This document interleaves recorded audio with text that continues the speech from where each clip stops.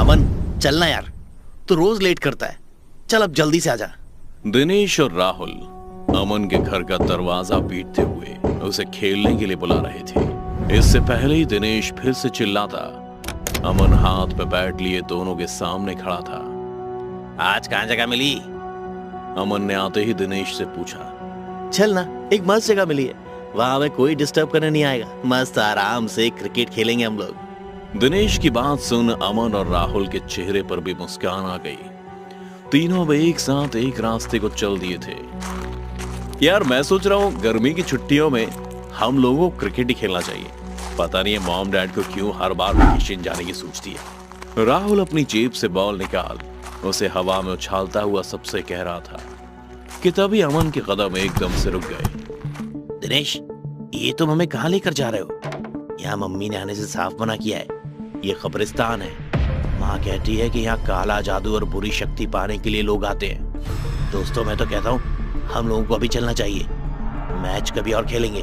अमन को ऐसे रुकते देख दिनेश और राहुल भी एक पल को सोच में पड़ गए।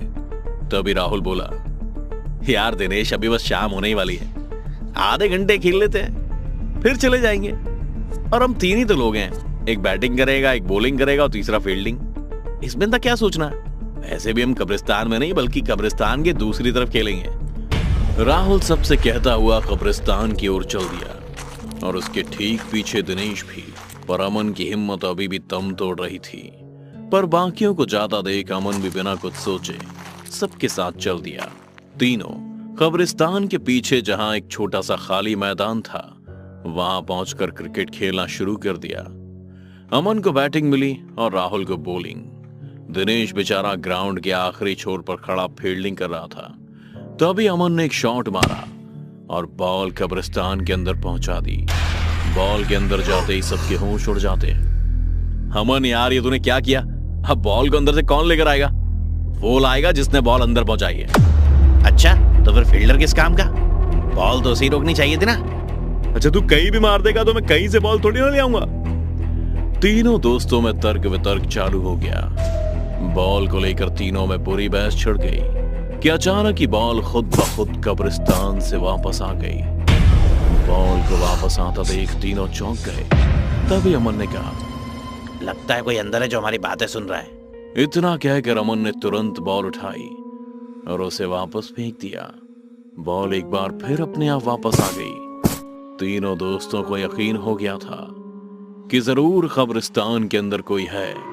कौन है अंदर? दिनेश ने चिल्लाते हुए पूछा। पर दीवार की उस तरफ से कोई आवाज नहीं आई। तो इस पर अमन ने बॉल को दोबारा कब्रिस्तान के अंदर फेंक दिया। बॉल एक बार फिर जाकर वापस आ गई। अब सबको इतना यकीन हो गया था कि कब्रिस्तान के अंदर जरूर कोई है जो बॉल वापस दे रहा है, बस बोल नहीं रहा है। क्या आप हमारे साथ क्रिकेट खेलेंगे?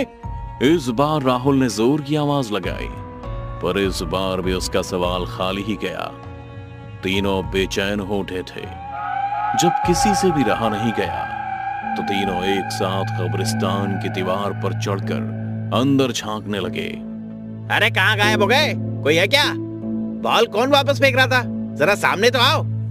अमन जोर जोर से किसी को पुकारता हुआ आवाजें लगा रहा था। सभी बच्चे अब एक पल को शांत होकर कब्रिस्तान की दीवार पर बैठकर पूरे कब्रिस्तान के सन्नाटे को महसूस कर सकते थे। सबकी नजरें कब्र से होते हुए एक पेड़ पर जा रुकी, क्योंकि उस पेड़ से उन्हीं के हम उम्र का एक बच्चा पेड़ की डाल से उल्टा लटक झूल रहा था। अच्छा, तो तुम थे जो बॉल फेंक रहे थे? हाँ, मैंने ही बॉल वापस फेंकी थी। तुम्हारे इतना बोलने पर भी तुमने हमारे सवाल का जवाब क्यों नहीं दिया? क्योंकि फिर तुम मुझे बाहर खेलने के लिए बुलाते और अब्बू ने मुझे इस कब्रिस्तान से बाहर जाने से सख्त मना किया है। कहते हैं कि असली शांति यही मिलती है, बाहर बहुत शोर शराबा है और अंत में सबको यही आना होता है। तो फिर यहाँ से बाहर क्यों जाना? अरे तुम चिंता क्यों करते हो? तुम बाहर नहीं आ सकते तो क्या हुआ, हम लोग तो अंदर आ गए। इतना कहकर तीनों ने कब्रिस्तान के अंदर छलांग लगा दी। पर अब सबकी नजरें एक खाली मैदान को तरस रही थीं, जहां वो लोग खेल सकते थे। इस पर पहले से कब्रिस्तान के अंदर मौजूद उस बच्चे ने खुद ही कहा, क्या हुआ? खेलने की जगह ढूंढ रहे हो क्या?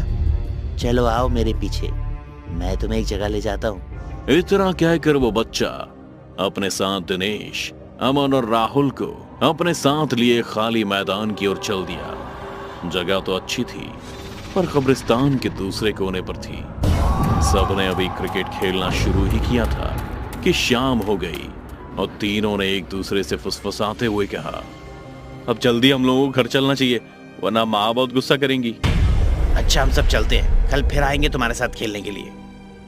दिनेश के कहते ही अमन और राहुल उसके पीछे चल दिए, पर अब हालात पूरी तरह से बदल चुके थे। तीनों दोस्त अभी कुछ ही कदम दूर गए थे कि तीनों एकदम से हवा में उड़ने लगे। अमन, ये हम सबको क्या हो रहा है? हम लोगों को हवा में किसने उड़ाया? पता नहीं दिनेश ये सब कौन कर रहा है। सभी बच्चों को डर सता रहा था, सबकी जान उनके हलक में अटकी हुई थी कि तभी राहुल ने चीखते हुए कहा, दिनेश और अमन, वो देखो, वो बच्चे को, वो ये सब कर रहा है। राहुल के इशारे पर जब अमन और दिनेश ने भी उस बच्चे को देखा तो उसकी आंखें बंद थी और वो कुछ मंत्र बुदबुदाते हुए लगातार एक विशाल राक्षस में बदलता जा रहा था, जिसे देख वो सभी बच्चे हवा में ही छटपटाने लगे थे। उन्हें अब उनकी मौत साफ दिखाई देने लगी थी। जो बच्चा अभी कुछ देर पहले दिनेश और अमन के साथ क्रिकेट खेल रहा था, वही बच्चा अब एक भयानक इफ्रित का रूप ले चुका था। कौन हो तुम और क्या चाहते हो हमसे? देखो, तुम्हें जो कुछ भी चाहिए मैं पापा से तुमको दिलवा दूंगा, प्लीज हमें छोड़ दो, प्लीज हमें जाने दो। अमन और राहुल रोते हुए उस इफ्रित से कह रहे थे, पर उस राक्षस ने तीनों बच्चों में से किसी की नहीं सुनी। मैं इफ्रित हूँ, इफ्रित, और तुम तीनों मेरा शिकार हो। अब तुम्हें मुझसे कोई नहीं बचा सकता।